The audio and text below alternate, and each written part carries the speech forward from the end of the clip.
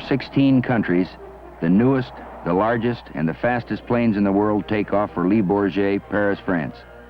And one, a silver monoplane, flies out of history bound for the same destination, the 1967 Paris Airshow.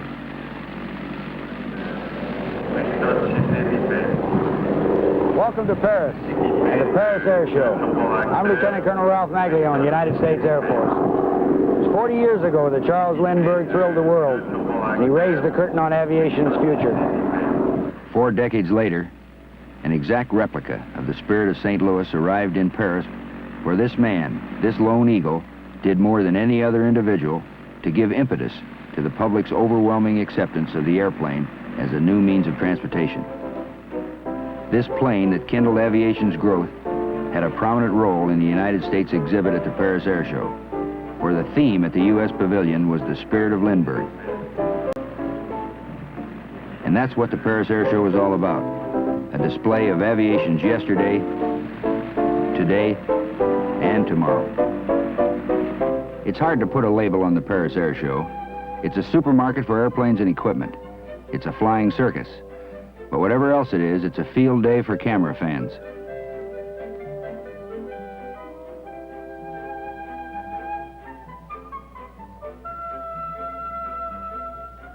Some airplanes go straight up and down. Some even go backwards.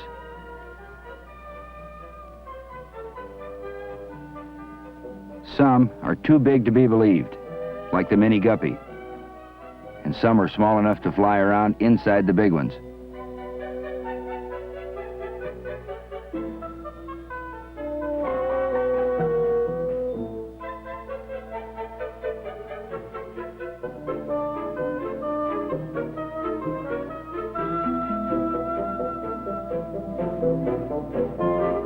This is the American Phantom, one of the world's most versatile military jets.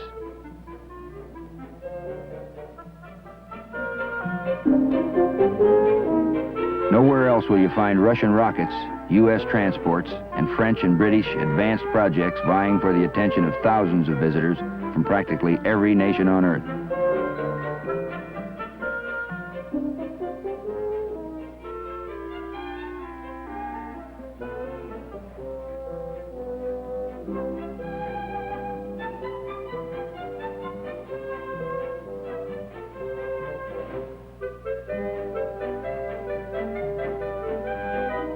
Probably the proudest display of the host country is a full-scale mock-up of the Concorde, the British-French supersonic transport.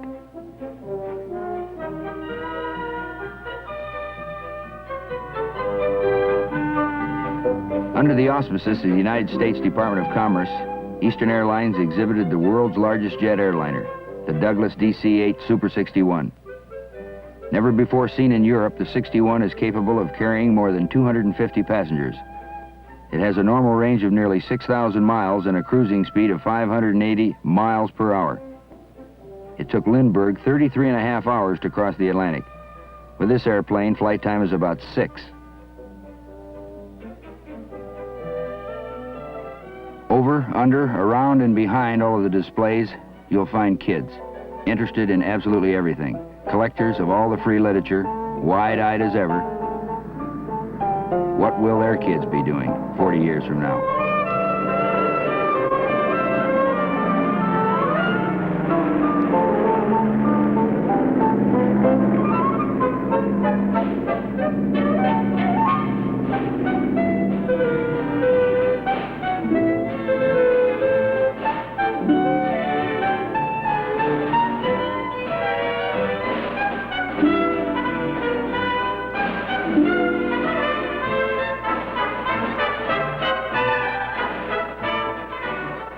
Space is well represented here at Paris in '67.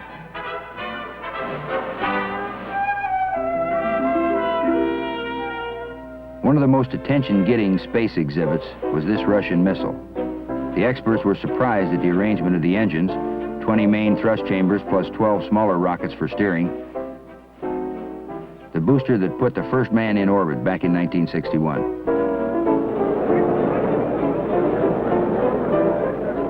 American space efforts were well represented by an actual Apollo spacecraft, which was recovered after a successful test flight. The U.S. exhibit also contained the most advanced space projects seen at Paris. 2 different space gliders or lifting bodies, and probably astronauts of the future will return to Earth in spacecraft much like these. The French Space Pavilion contained many interesting exhibits on future satellite projects planned by both France and by the European Space Organization. From Russia, a display of satellites including the 14-ton Proton and the Vostok manned spacecraft.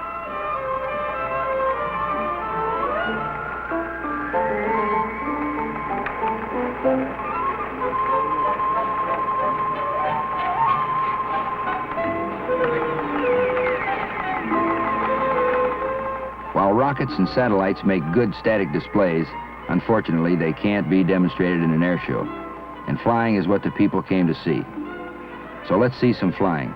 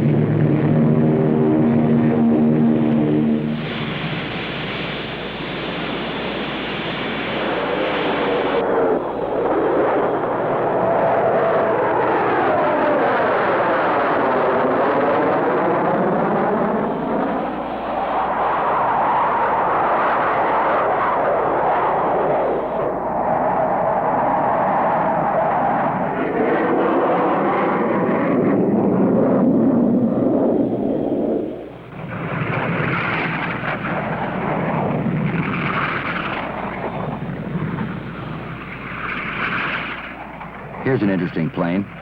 It's a supersonic jet, yet it can stop in midair and hover like a helicopter. It's the Hawker Harrier, a British plane that points its jet thrust down for takeoff and landing and backward for fast forward flight.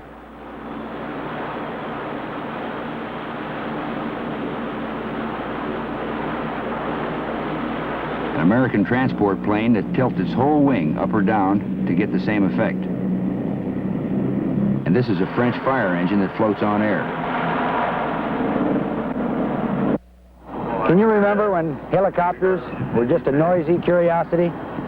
Well, now, many generations of helicopters have produced a family of versatile and reliable vehicles that are now playing a very important role in aviation history. The Jolly Green Giants in Vietnam are just a good example of how helicopters and their crews have earned the respects of all pilots around the world.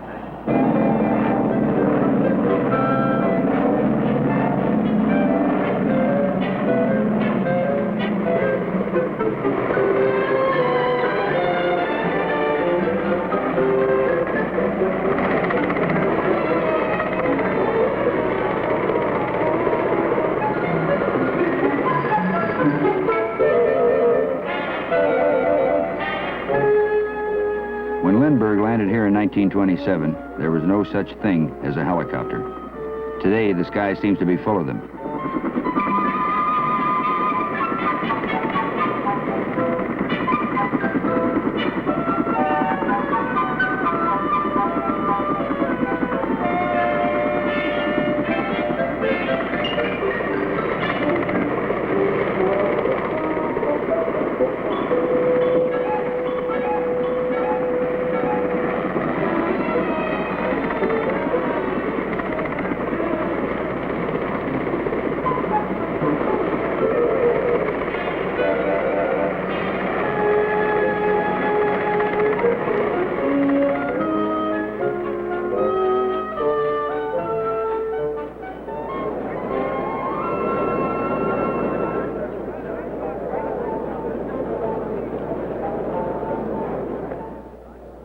The last day of the air show is for the people of Paris and their friends. They come to Le Bourget to witness the grand finale of Fashions of the Air.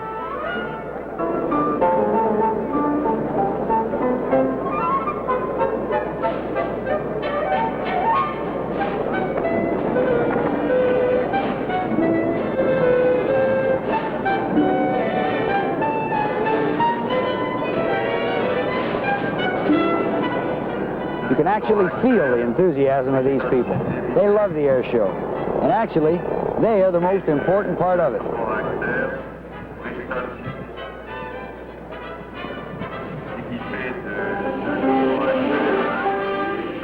The main attraction at the 67 Air Show are the acrobatic teams.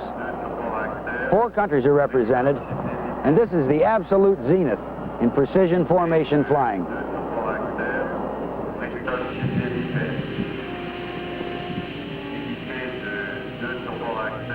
Now at exactly 1400, 2 o'clock, everything else will stop and the Thunderbirds will receive the signal to release brakes, and our show will start.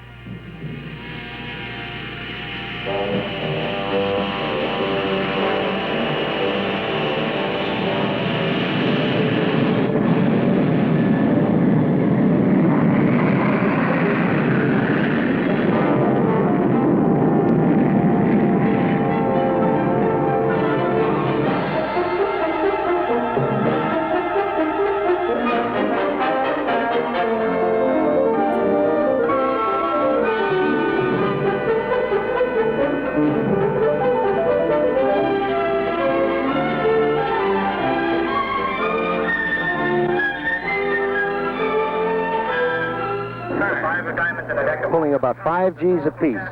They both weigh about 1,000 pounds right now.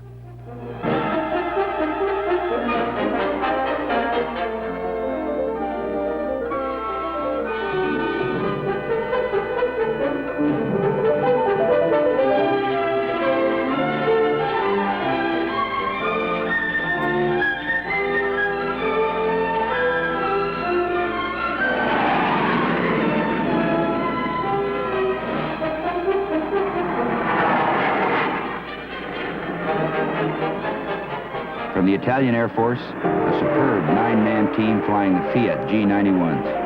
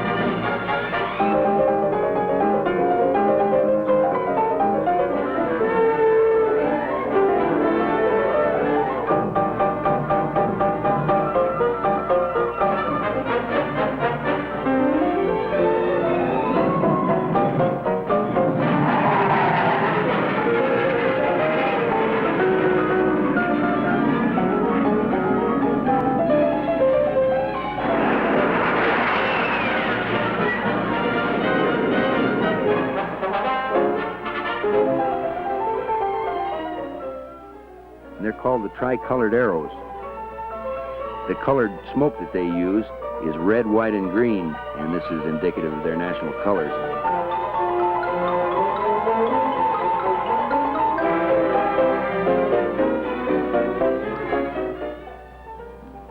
Boleros from Great Britain's Royal Air Force, flying the Nat Jet Trainer.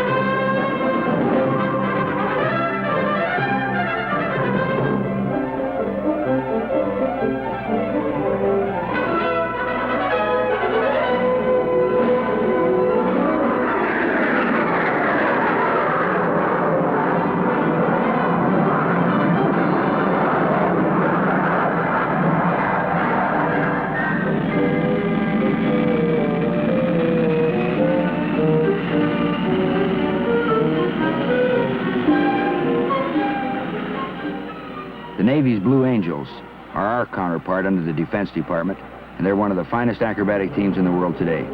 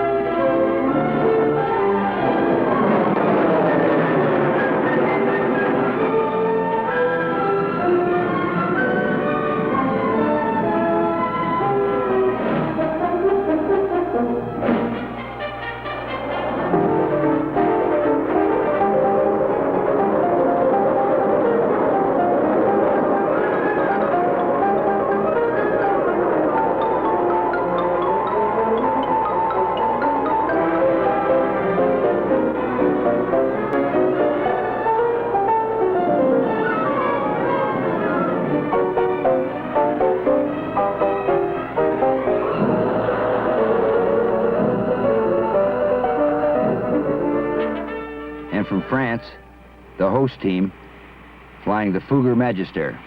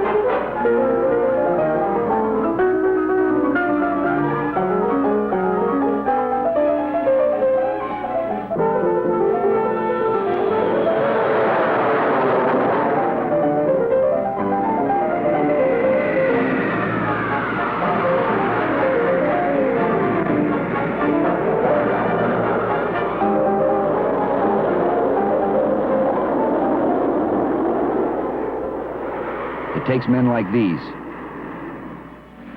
men with spirit, with purpose, and with vision, to show the way to others. In 40 years, we've progressed from one daring man crossing the ocean to an era in which the jetliner is the first choice of hundreds of millions of travelers each year.